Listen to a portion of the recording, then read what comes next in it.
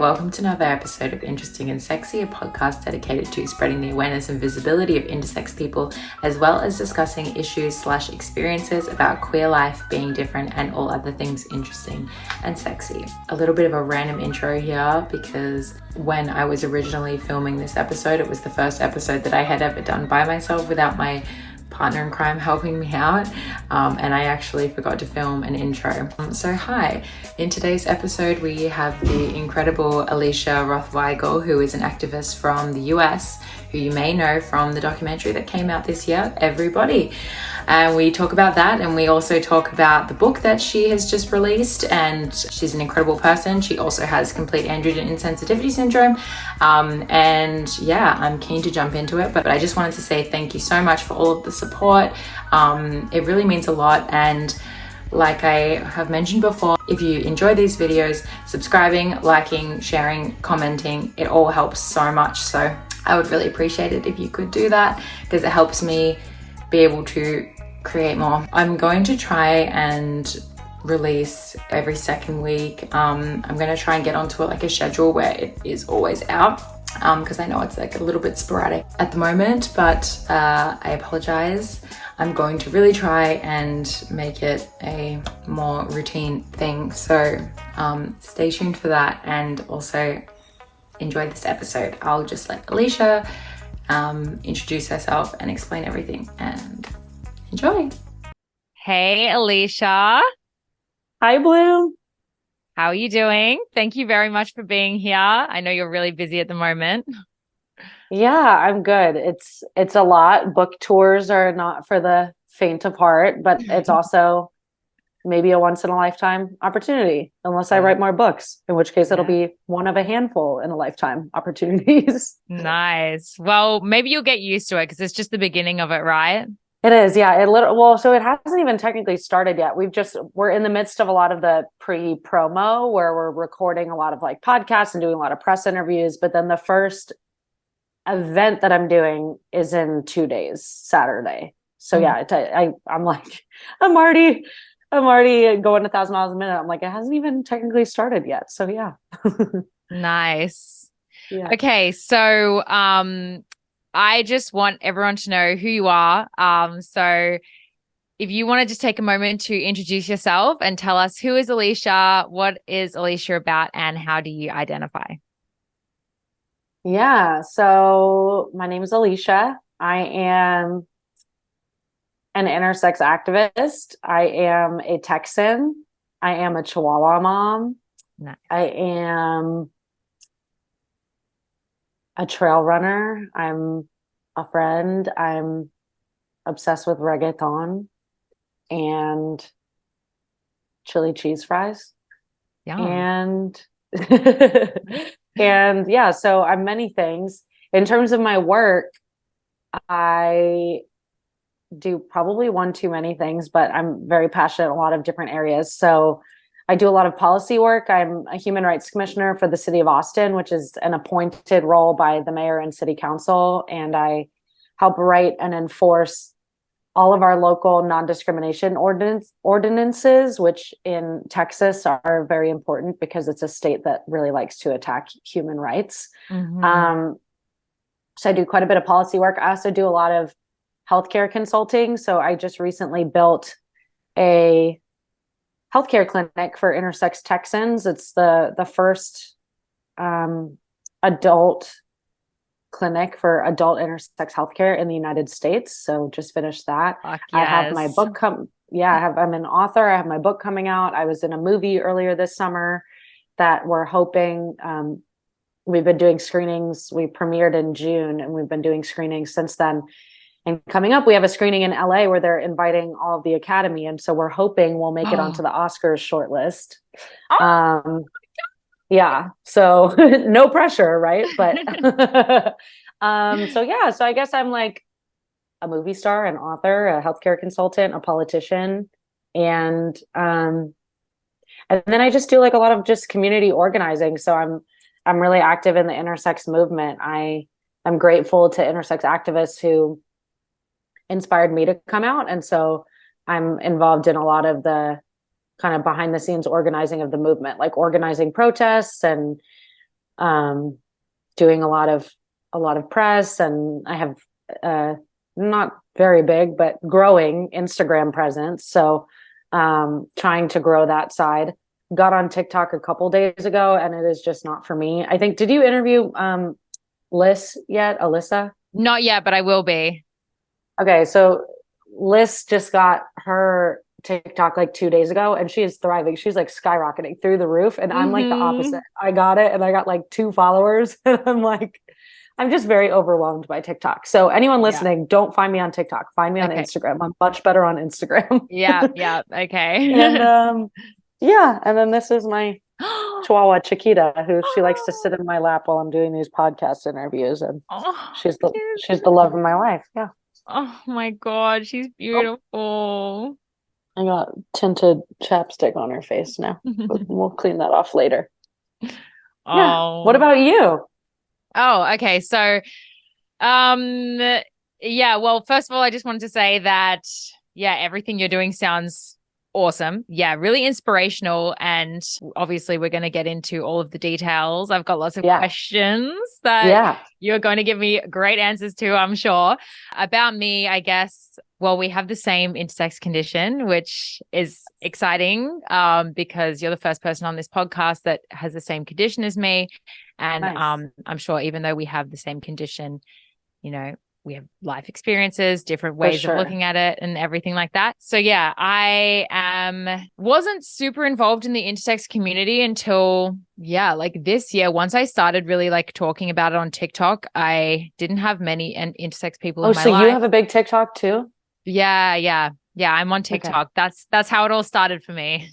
Wow. Well, it kind of started on Instagram. I need you or Alyssa to run my TikTok for me. Yeah, I think I can't figure it out. Yeah, I think you just gotta say something that's gonna grab the attention in like 1 second. I think that's what everyone said. Yeah. Yeah, I think Alyssa I just followed you. You do have a big fit TikTok. Yeah.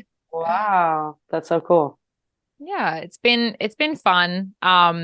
It's been a lot, and it's been moving really quickly. I think I started posting here and there on Intersex Awareness Day, and then it wasn't until last Intersex Awareness Day when I kind of made my full story. And I was like, okay, this is my life story. And then I said my story, and then that's really what started everything for me. And it like made me gave me all of these opportunities for just like sharing my story with news outlets. And then, sorry, my dog is scratching at the door. 1 second. It's okay. Take your time. This is my dog, by the way. This is Frodo. Hi, Frodo. So are you a big Lord of the Rings fan? Yes, definitely. Also, apart from like identifying as non-binary, intersex, a musician. I'm also I was just looking at you're an INF. Wait, what are you? You're an INFP. INFP, yeah. My That's what it says on your TikTok. Yeah. Yeah. I was just looking at mine. I'm an ENTJ. An ENTJ. But so here's the thing. It says I'm an ENTJ, but I don't think I'm an E. I think I'm an INTJ. I think I'm an introvert, but anyway. Yeah. They give you like a rating of what your introvert versus extrovert is. And my one was 51% introverted and 49% extroverted. I think I'm probably like you. I think I'm probably somewhere near the cusp. I mean, we're intersex, so we're used to being on the cusp, right? Yeah, absolutely. But yeah. I didn't realize that I was an introvert, I don't think, till the pandemic. I think that was the first time in my life that I actually slowed down, and I realized, I was like, oh, I actually kind of like this. And I think as I've come to own my intersex identity, and that changes over the years, because I've only been out, I came out in 2017. When did you like come out? It was 2018. Yeah. Like end of 2018, I posted on my Instagram. That was the first one. It was in the heat of the non-binary movement coming into prevalence. And then everyone being like, there's only two genders. And I was just Right, like, what's totally. up? Yeah. Well, so you probably would agree with me then that because you've been out around as long as I have, that like your comfortability in owning this identity and like understanding yourself changes so much over time. And I think that part of my coming to own being intersex, and not just owning it by like being public, like you making that Instagram post or me coming out in a legislative hearing, really like owning it is like a different thing, and like learning like what it means for you and your life. And I think that as I've started doing that, I've realized other parts about myself, because for so many years we wore a mask, right? Like we were essentially living with a facade of what like our parents and doctors and society told us to be. And so I think as I took that mask off, I think I realized like the mask I had been wearing had also been affecting like other parts of me that I wouldn't have thought I associated with being intersex. And so I think when I realized like I decided to take the mask off, I realized that the extroverted side of me was also somewhat of part of that mask that I had been wearing. And so when I stopped kind of pretending to be one thing, I also gave myself permission to like really explore other parts of myself. Yeah, awesome. That's really powerful. And I feel the same as you. Like I feel definitely introverted, and I can really relate to what you're saying about having that extroverted mask. And then I don't know, as you grow older and grow into yourself and just feeling more comfortable to be like, okay, I don't have to be like this. I can just like do what I like to do and exist how I like to exist. Yes. Totally. Did you don't really have to go into it if you don't want to, but Yeah. did you want to talk a little bit about androgen insensitivity syndrome and how you kind of describe it? Because I describe it one way, you probably describe it differently. And then do you want to just dive in and tell us your story? Yeah, sure. So I would describe androgen insensitivity syndrome as our bodies are insensitive to androgens, and androgens are male hormones. So, or quote unquote male hormones. So that would namely mean testosterone. So there is even within androgen insensitivity syndrome, there's a spectrum. So you're either partial or complete. So you're either partially insensitive to androgens or completely. And I'm completely insensitive to them, which means that if you gave me like a shot of testosterone, my body would convert that into estrogen and pee the rest of it out because it just doesn't know what to do with testosterone. Some people are like partially insensitive to androgen. So if you gave one of those people a shot of testosterone, their body would still process some of that androgen. But because mine is completely insensitive to androgen, that means that when I was in my mom's womb, one thing most people don't know is that all babies start out looking the same way up until 7 weeks of development, when they then sexually differentiate. So they start to shift one way or the other, towards male or towards female. But when that started happening, I have XY chromosomes. So that genetic blueprint, so do you, that genetic blueprint would have it would have made us into quote unquote male sex. But in utero, our bodies were like, nah, like we're not going to go that way. And so rather than having a penis develop into like a phallus, ours just kind of stopped at like the clitoris phase. And rather than having our testes descend outside of our body, our testes stayed inside of our bodies. And then what a lot of people don't know either is that the scrotum and the labia, those are actually start off as similar genetic structures as well before those differentiate. And so rather than having a scrotum with external testes, we had internal testes, and we have labia, and we have a vagina. And some people with complete androgen insensitivity, it's different depths of that vagina. Sometimes it's very, very short. Sometimes it's longer. And sometimes if someone chooses to, they can stretch it to make it longer, or potentially get surgery if they need to. But yeah, so basically, like the way I like to describe it to people, because I'm a very I'm a contrarian and I don't like following rules. And I like to say that like I was doing that from before I was even born. I was like, I was presented with a set of options in the womb and I was like, nah, I'm not into that. I'm going to go this way instead. And Yes, I love still that. doing that. I'm still doing that to this day. Amazing. Yeah. And that's how I describe. How would you describe it to folks?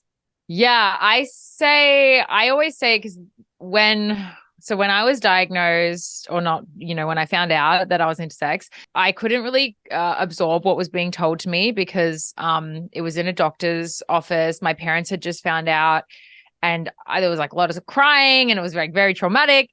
I just found out that I wasn't able to have children, so I was just like, I can't talk about this anymore. I'm leaving. Yeah. And I like left, and the doctor hadn't really explained to me like what intersex was really.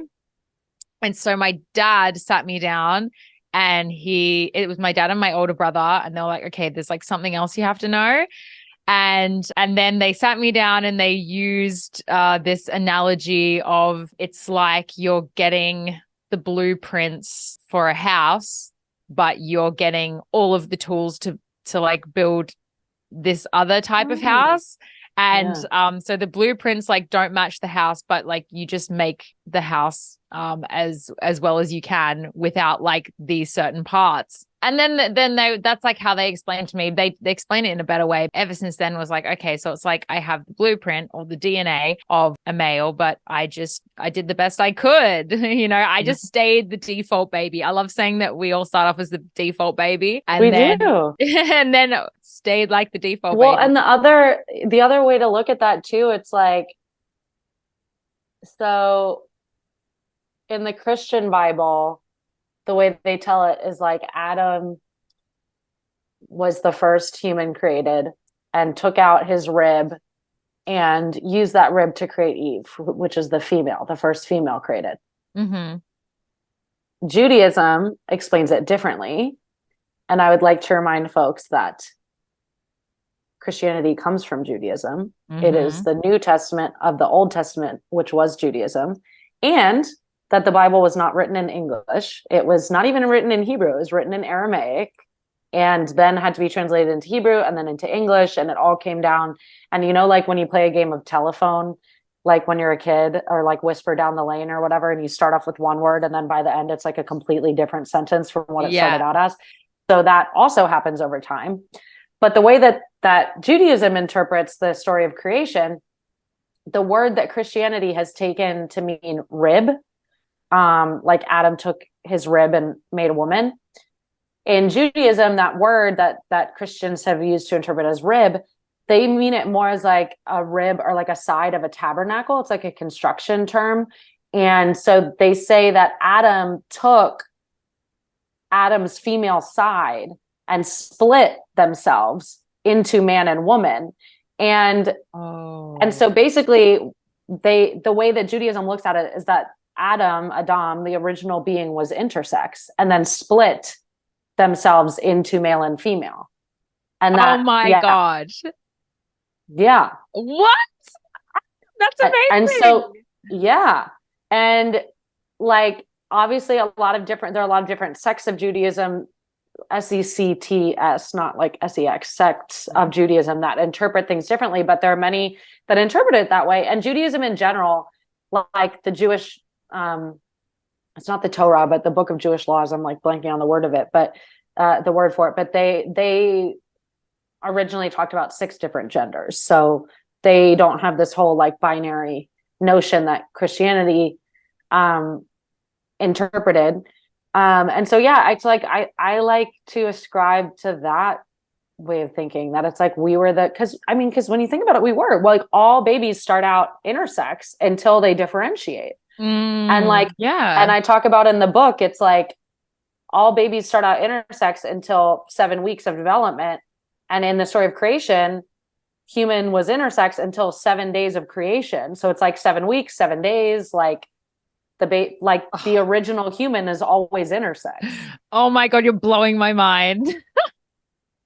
You got to read my book. Oh my God, yeah, I absolutely do. Yeah. And I just like thinking about it better that way. It's like we've come to be hidden in modern society but really, like, we used to be revered and worshipped. Like, we were the original human. And indigenous groups throughout time from all around the world have viewed intersex people as being seers and healers because we have more perspective, because they're like, you sit on the border between the sexes, so you also sit on the border between like different realms, and like between heaven and earth, and between, like, they believe that we have a broader perspective on humanity. And so they have looked to us as like especially enlightened, like, human beings. Oh my gosh, that makes me want to cry. Yeah. That's so It's really special. sad. I mean, colonization has ruined things for everybody, really, but that aspect I don't think is talked about enough, that how it has harmed intersex people. Yeah. Well, never really explored that or really even heard about that. So I'm glad that I'm hearing about it and I'm absorbing new information. So thank you for sharing that with the world. I guess because we're saying that I've got to read that book, do you want to talk a little bit about your book and tell us all about it? What motivated you to write it, and what are the themes and messages that people can expect? Yeah. So the book actually started from my movie. So there's a movie about me and two other activists called Everybody. Have you seen it yet? Have you been able to stream it in Australia? Yeah, okay, cool. I saw it. Yeah. Nice. I didn't know if it was like, sometimes they block it in certain countries or something, Yeah. but so people, I know at least in the US it's streaming for free on Peacock. I'm not sure in Australia what's the best way to watch it, but I know even if it's not free streaming on Peacock, I know you can get it paid streaming on Amazon or a bunch of other platforms. But so our movie Everybody started over 3 years ago now, when a director named Julie Cohen reached out to me. And Julie Cohen was famous for having made other documentaries about people like Ruth Bader Ginsburg, who people in Australia are probably not as aware of who she was, but she was like a real feminist icon here in the States. She used to be a Supreme Court justice before she died on the job. She was like old, 80 something. But she's like a hero in the US. Like, if you say the name RBG, like, everyone know it, or if you ask anyone in the US, like, feminist icon, 99% of people would be like RBG. That would be like their first answer. But okay, cool. So anyway, so Julie Cohen had made a movie about her. She had made a movie about this badass congresswoman who's fighting for gun protection. She made one about Julia Child, the chef. She's Julie's whole thing was making movies about badass women making moves in the realm of gender equity. And Julie had found out about the intersex movement, and through that had found out about my work. And so she reached out to me and she was like, I want to make a movie. And I was like, well, if you're going to make a movie about the intersex movement, it can't just be about like a thin, pretty blonde white girl. Like, I want to show the movement more holistically. And so we brought my friend SeXY on board, who is a Black intersex man and a super badass activist who's been doing the work like decades longer than I have.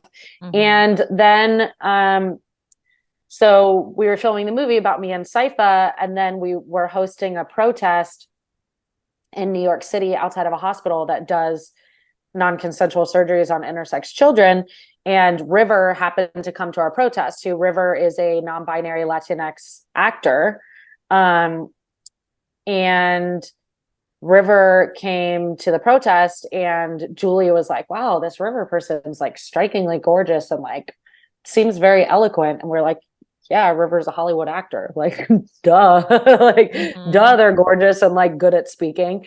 And so then Julie was like, well, let's bring on River into the film too. So then it became about the three of us. And I think it's really cool because the film shows what it means to be intersex, but from three very different perspectives: from the perspective of a white woman, a Latinx non-binary person, and a Black man. And so you get like three very different vantage points into what it means to be intersex. And so because the movie ended up being about all three of us, which I think is amazing and paints the full picture, but that meant that they had to cut a ton of my story, because now it's not just about one activist, it's about three activists, and there's only so much time in the film.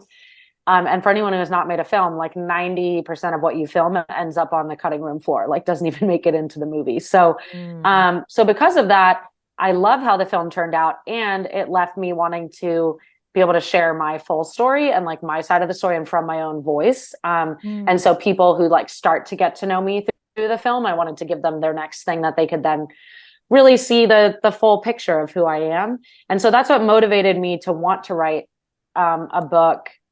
And also the fact that I was visiting a friend in Portland, Oregon, and went to this really famous bookstore called Powell's. And in the bookstore, they had a whole section of the bookstore called trans, genderqueer, intersex literature. And I got so excited. Wow. I was like, wow, it says intersex. And I like was looking through this section. It's like a whole corner of the bookstore. I looked through every single shelf and there was not one intersex book on the shelf. And so I started like sobbing in the bookstore because I was like, that's just such an example of what we have to deal with every day, which is like, even in like the LGBT community, they'll be like, oh yeah, like LGBTQIA, we use the full acronym. So we're intersex inclusive. And I'm like, no, that does not make you intersex inclusive. Like you're not including our voices. You're not fighting for our causes. Like just because you use the word intersex once a year in a marketing email does not mean that you're being intersex inclusive. And so as soon as that happened in the bookstore, it really made me want to write a book and then ensure that it was on that shelf in that bookstore. And so this week I actually had a talk with my book team and they've reached out to that particular bookstore and they're like, you need to carry Alicia's book. And I have a book tour event in Portland in a couple of months and I'm going to make sure that my book is on that shelf. Oh, that's awesome. I got goosebumps when you're telling me that story. Yeah. So hopefully it'll be there because otherwise I don't know what I'm going to do. I'm not going to burn down the bookstore because we don't want to burn books, but yeah, throw a hissy fit if it's not there. Yeah, it better be. It better be. But yeah, so that's what motivated me to write the book. And what the book's about, it's really, it is a story about being intersex, but it's more than that.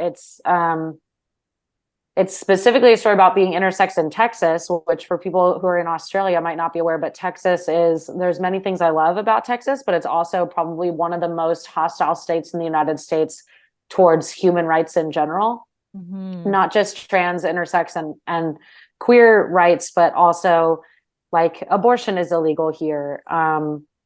They're like voting rights are threatened all the time. Like just in general, like Texas is very hostile towards human rights. And so I wanted to share my story because it's not like an intersex story in some like in LA or in New York, which we need those stories too, don't get me wrong, but like it's a lot easier to be intersex in LA or New York than it is in Texas. And I wanted to, as like an act of resistance, like show people that we are here in Texas and we're fighting. And I wanted them to get a sense of like, not just the story of what it means to be intersex, but like really what it means to be like an activist in a hostile environment like this.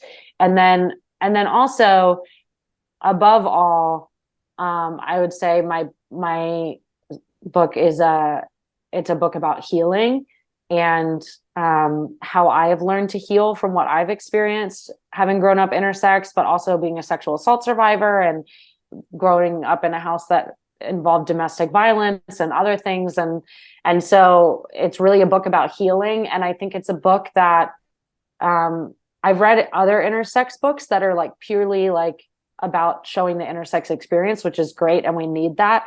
Mine is a bit broader than that in that I've been an activist across a variety of causes my whole life. And I think what my role in the movement is to help pull in other people and help them find pieces of themselves that they can relate to, even if they're not intersex. And so my book is really a book about reclaiming your body autonomy when it's been taken from you, whether you're a survivor of sexual assault, whether you're trans, whether you're intersex and you can't get access to healthcare, whether abortion has been outlawed, whether, there's so many of us who have had our right to make decisions about our own bodies taken away from us.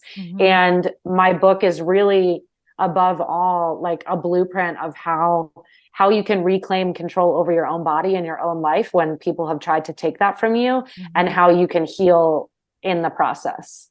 Oh, wow. That sounds really powerful. Thanks. I'm excited to read it. When is the official release date? It's September 19th. Again, I'm not sure if that's the same because I know sometimes internationally dates get staggered and stuff. But Mm-hmm.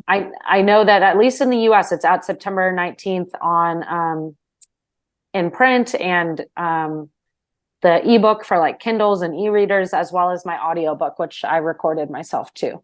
Mm-hmm. Awesome. And I hope it's out around then in Australia. I should have checked before doing this, but I also just want to like delve a little deeper into the process of writing the book and how that was for you, and the actual process of writing a book, and then what happens while you're drudging up your entire life. And that's a good question. Huge Yeah. journal. Yeah, it was hard. I'm not gonna lie. It was not a fun process. I love writing, but writing a memoir is, the way I describe it to people, is like doing therapy on your entire life in a very condensed time frame, and then knowing the entire world is about to read the transcripts of that therapy. So it's like a lot.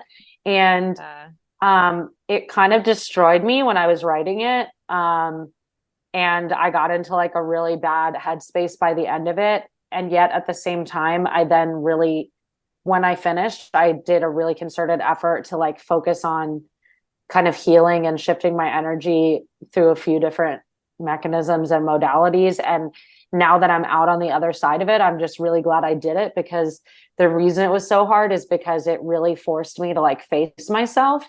And I think even people like us who have come out, there's parts of our lives and our stories that we have tried to avoid. And I think in general, I think we're a very avoidant society. I think people value politeness over honesty. And I think that we've gotten used to numbing ourselves, whether it be through substances or trash reality TV. And I'm not hating on all those things. Like, I watch Selling Sunset. I actually watch a trashy real estate show in Australia. I think it's called Luxury Listings or something. I watch all the trash reality like worldwide. And because sometimes, especially in the work that I do, which is very heavy and trauma ridden and whatever, sometimes I do need to numb out. But I think there's a balance, right? Like, there needs to be a balance between numbing out to like preserve our sanity and give our brains a break. But then there also needs to be accountability, and not just accountability like societally or like accountability with other people in our lives, but we also need to be accountable with ourselves. And I feel like a lot of people aren't.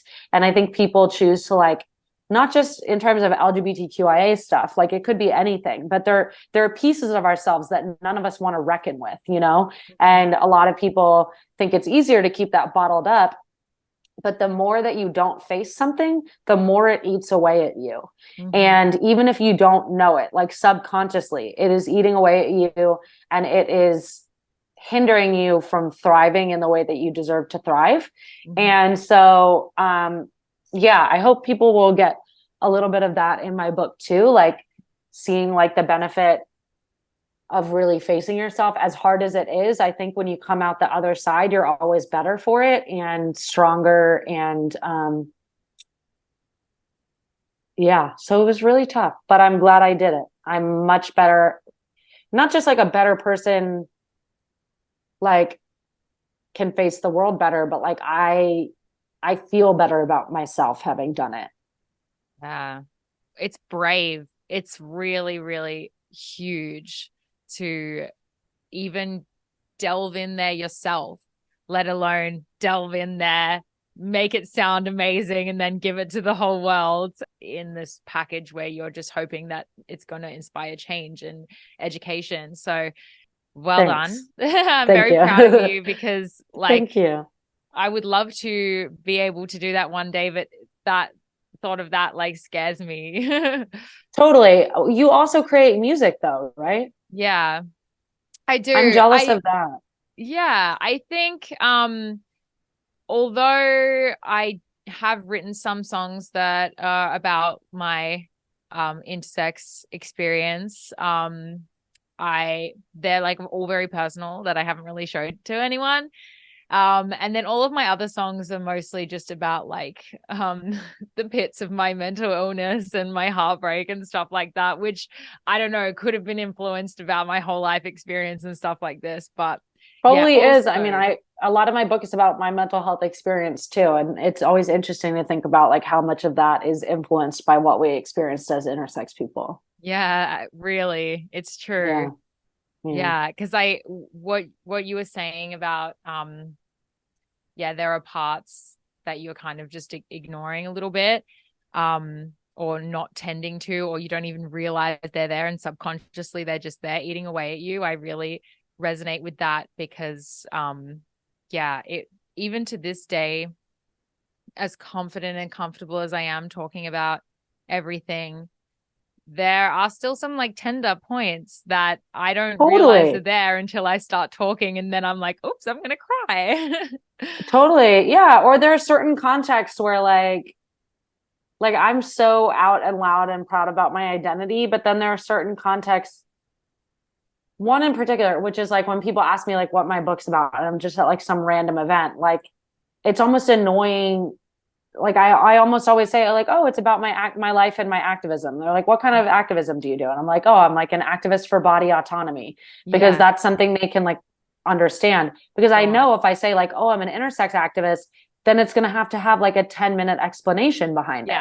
Yeah. And like that's really frustrating. And I Yeah. think in this day and age, it's like if someone says, oh, I'm a trans activist, a lot of people might hate trans people, but they at least know what trans means. Like with Yeah. intersex, so many people don't even know what intersex means. And so it's Yeah. like we constantly have to explain our existence. And so, like, even if we are okay with who we are, even if we've gotten to that level of healing, as you and I have, like having come out and being open about who we are, there's still something to be said for like the extreme toll that it takes on you to have to like vividly describe your experience like over and over and over again, like day after Yeah. day.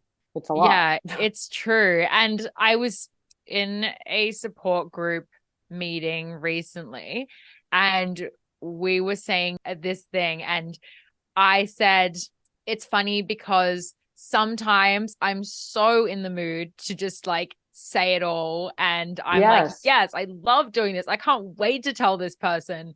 But depending on what happens in that day, depending on, like you said, the context, I could be like, the last thing I want to do right now is talk to anyone Totally. about this.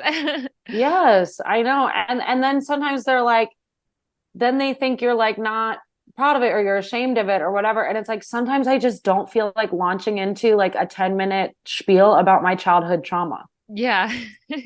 You know?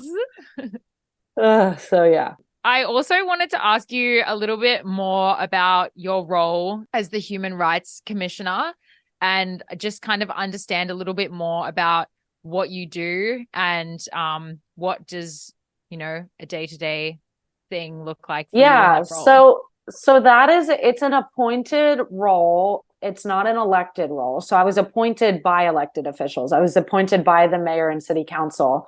And Mm, that also means it's not a paid role. It's not a full-time role. So right. Okay. Yeah. we meet once a month and we work on policies to improve human rights in Central Texas. And we also though are like, so if the mayor and city council are drafting policies and they need input from a human rights perspective, then we're also like advisors on in that capacity.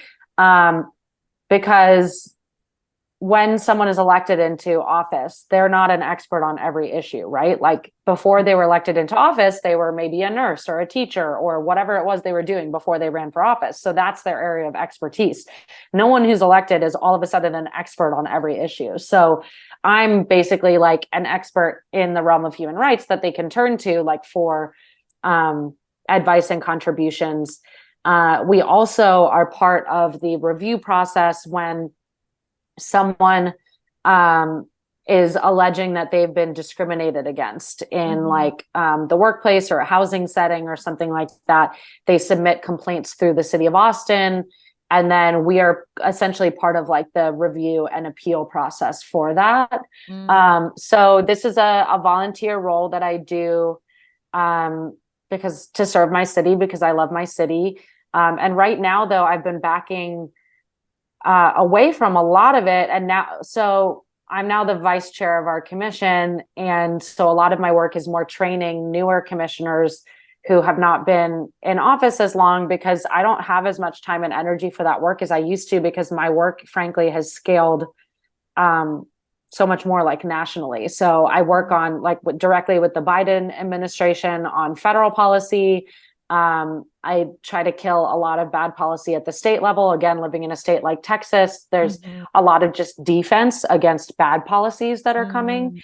And so my human rights commissioner work has really, like, every year it's been less and less, because that's like local work that's at the city level. And my time and energy is just much better invested at the state and federal levels right now.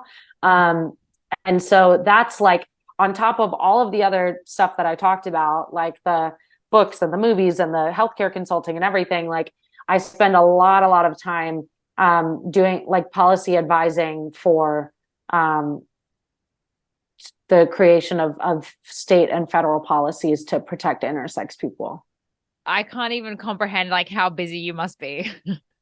It's a lot. And it's something I write about in my book, that intersex activists, we receive less than 1% of all available LGBT funding. And so we get very little funding for our work. And so the vast majority of what I do is unpaid, uncompensated. And because of that, I have to do other work that compensates me so that I can continue to do this work. So essentially I'm doing like double the work of anyone else because it's like, I'm doing the work that pays my bills, and then I'm doing all this work on the side. And so I write about this in my book, that like, it's, you know, people need to listen to intersex people. Finally, like, we need to be listened to, and they need to pay us. Like, we need to start being paid for our expertise and to our contributions. It's really frustrating. Like, we, above any other activist group that I know of, and there are a lot of marginalized groups in the world, but we intersex people can move mountains from a molehill. We do so much on a shoestring budget. Like, we just really are out here hustling. And like, I do what I gotta do, and then eventually I'll take a break, I guess. How do you take time to get away or step back and recharge from all of this? Yeah, it's a really good question. So a variety of things. So I'm a trail runner, and I try to either run on trails in the forest where I find my peace, like out in the middle of the woods with like no one. So I try to either trail run or do yoga every day. Both of those things help me meditate. And it's not even, I mean, the physical aspect is part of it, don't get me wrong, because it's like endorphins and that, but yoga and running above all are for my mental health, like huge for supporting my mental health. And so a lot of it's through my physical activity. I also have recently started, cut back on drinking and started using more psilocybin. So mushrooms. And I write about that in my book too. Like microdosing or using it therapeutically? All sorts of dosing. Sometimes it kind of depends on what I need at a given time. Sometimes it'll be a microdose. Sometimes like once or twice a year, I'll significantly more than microdose. And that's more that's more of like a spiritual dose, when I kind of like commune with nature and God and question my existence in the world and get a lot of insights about who I am as a person and stuff like that. But so, and so by cutting back on my drinking and using more mushrooms, I found has been really huge for my mental health and happiness. And I think it's funny because alcohol is like the most normalized drug in society, but it's also arguably the most harmful. Like, people die drunk driving all the time. People die of alcoholism. Like, families are torn apart, like whatever. Like, that happens way more than it does with like mushrooms or anything like that. So it just happens to, and for people who are not aware of this, the only reason that certain drugs are legal and certain drugs are not is because of political lobbies that made that so back in the day. So for example, weed, the reason weed is illegal in most places is because of the strength of the cotton lobby in the South of the United States back in slave times. They didn't want people growing hemp because that was detracting from the cotton trade. And so they wrote a bunch of laws that basically vilified hemp, which is the plant that marijuana comes from. And so it's not that one drug is inherently like morally better or worse than another. That has nothing to do with the legality of it. It all has to do with like economic pressures from like hundreds of years ago that have just then people have then come to associate that with morality. And so they're like, oh, this drug's illegal, so it must be bad. And it's like, no, it totally just has to do with like the power of certain industries to lobby politically hundreds of years ago. That's the only thing. And so for me, running, yoga, mushrooms have all been really vital in my mental health. Also leaning into my introversion more, like learning how to say no, not going out as much as I used to, spending more time with my dog or like more time with myself has been great. And I do try to really prioritize sleep. Like as busy as I am, I don't do well. I get sick pretty easily. And so I'm like, I try to really prioritize sleep to keep me able to lead this crazy schedule that I do. I couldn't do that.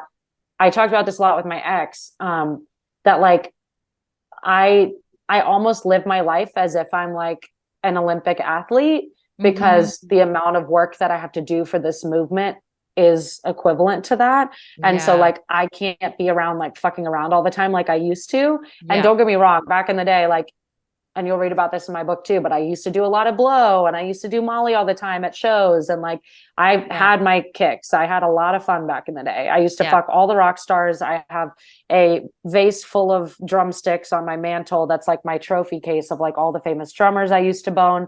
Oh like, my God, I love that. I had a great time back in the day, but to be able to work at the level that I do now and succeed at the level that I do now, I can't be out all the time and like on drugs all the time. Like I have to be like treating my body and my brain as if I am like running a marathon every day, because I essentially am. Oh my God. Wow. I'm totally aligned with what you are saying, with where you are in life at the moment, because I too used to love to party. I mean, that was life was about for me in my early 20s. And recently it's all like yoga every day, sleep. So great that you're managing to get sleep, because that's what I was thinking. I was like, oh my God, you probably don't get enough sleep. No, well, sometimes I don't, but when I can, I prioritize it. Like I will say no to certain like social things because I'm like, no, I know I need to get sleep tonight. Yeah. It's so important. And then also coupled with the not drinking, this has been my most sober year. I also have started experimenting with mushrooms this year. So it seems like we're very aligned in our lives at the moment. Yeah. And I think for people listening and watching and stuff, like I'm not sober in the way that some of my friends are sober who are like recovering from alcoholism. Like I had a glass of wine last night at an event I was at, but it's just what I've realized is I now am trying to, I love how the Zoom blurs her face out. It's so funny. I'm now like trying to drink only when I really want a drink. Yeah. And I've started like realizing the difference between I'm drinking because everyone else around me is drinking and I'm drinking because I actively want to drink right now. Yeah. And like now that I've started thinking like that, I was at my friend's concert the other night with some friends, and I was about to like order a drink because everyone else around me was drinking. And then the waiter came and I like thought about it for a second. And I was like, I'll just have a sparkling water. Cause I realized that I was ordering it because everyone around me had drinks in their hands. But I realized that like, I was like not really in the mood for a drink that night. Yeah. And so I just didn't. And I think that's the difference, is like getting in tune enough with yourself and your body to understand when you're doing something because you really want to be, or is it because you've been societally conditioned to do that? Oh yeah. So I guess to conclude our conversation, is there anything that you just want to add? Where can people find you? What is the future looking like for you after? Thank you. Yeah. Well, where you can find me on Instagram, I'm XOXY_Alicia. Get it? Because I have XY chromosomes. So instead of XOXO, I'm XOXY_Alicia. I just started TikTok last week. I'm Inverse Cowgirl, which is the name of my book. So that's my TikTok. It's not thriving. If y'all want to help it thrive, throw me a follow. I'm working on it. I'm definitely not really getting it yet, but maybe we'll get there. Absolutely. But I do hope people will order my book. I need to figure out. I hope it's available in Australia on the same date as it is here, but I hope people will read my book. I'm about to be on this book tour for the next 2.5 months. And so that's going to be really crazy. I'm going to be like all over the United States. And I would like to make it to Australia. Like I said, I've been to New Zealand, but I've never been to Australia. And I've been thinking, yeah, I have a friend in the Philippines who I wanted to visit anyway. And I'm like, I know it's not exactly right next to y'all, but I'm like, it's a lot closer to y'all than where I am now. Yeah. So I'm like, maybe I could do a little Asia/Australia trip. But yes. But yeah, the future for me, honestly, so I'm in this weird phase where I don't really know what's coming after my book tour. And it's simultaneously a little scary, but also a little bit exciting. I feel like I'm kind of like free falling in the world right now. Like I have birthed my baby. My book is my baby. And I've birthed this baby and I am presenting this child to the world and seeing what comes of it.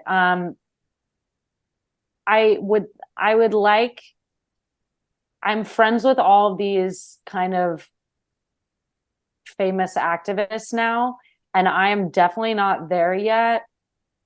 But I would like to step into that because there aren't any intersex activists at that level yet, where they're being presented the same opportunities as like, even I keep using the trans movement as an example, but like in the trans movement, there's like Laverne Cox, there's Dylan Mulvaney, there are these people, these trans people that have like millions of followers and they do brand deals and they do like campaigns and all sorts of stuff. And I would eventually like to be at that level. And I think it'll always be different for me because I don't see myself being like an influencer on social media necessarily, just because I do more like policy work and stuff. But like, I would like to be, if it's not me, I would like for our movement to get to a place where there are household names that are intersex, to where when people now they're like, oh, if you're like, who's like a famous,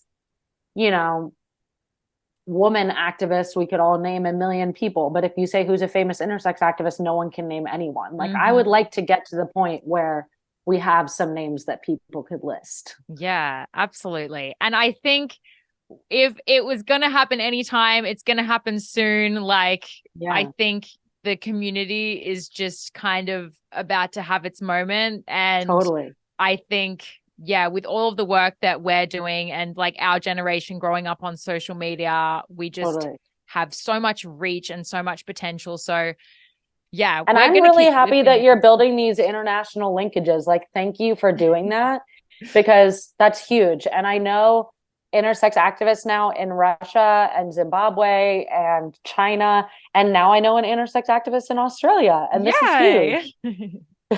And I hope that we'll get to hang out in person at some point. I hope you're so always too. You're always welcome here in Texas. Yeah, it's funny because my parents were just in Austin and I'm like, damn. What? Yeah, literally they left like 2 days ago. Oh, so they were here during the heat wave. Yeah. That's not the time of year you want to be in Austin. Yeah. They're probably like never. Yeah, they're probably like never again. But well, maybe you can make it here at some point. Yeah, I will try. Well, thank you so much. It was really beautiful getting to know you, and I really hope to meet you one day. Me too. Thanks, Bloom. All right. Bye. Bye.